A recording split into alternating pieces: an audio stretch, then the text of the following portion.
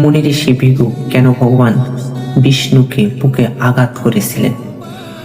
হিন্দু শাস্ত্র অনুযায়ী এক সময় কিছু মুনি ঋষিরা জানতে চাইছিলেন ত্রিদেবতাদের মধ্যে কে সবচেয়ে শ্রেষ্ঠ, ব্রহ্মা, বিষ্ণু না শিব। তখন এই পরীক্ষা করার দায়িত্ব দেওয়া হয় মহর্ষি ভৃগু ঋষিকে। প্রথমে তিনি ব্রহ্মার কাছে যান। ব্রহ্মা যথাযথ সম্মান না দেওয়ায় এবং তিনি সম্মান না পাওয়ায় রাগ করেন। এরপর মুনি ঋষি ভৃগু শিবের কাছে যান। সেখানে ও শিব ক্রুদ্ধ হয়ে ওঠেন। শেষ ভৃগু ঋষি বিষ্ণুর কাছে যান।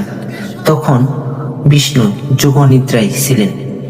ভৃগু মুনি ঋষি তাকে পরীক্ষা করার জন্য বিষ্ণুকে বুকে লাথি মারেন। কিন্তু আশ্চর্য বিষয়, বিষ্ণু রাগ না করে উঠে দাঁড়ালেন এবং নমনীয়ভাবে বলেন, হে মহর্ষি, আপনার পায়ে কি আঘাত লেগেছে? আমার বুক শক্ত, আপনার পা যেন ব্যথা না পায়।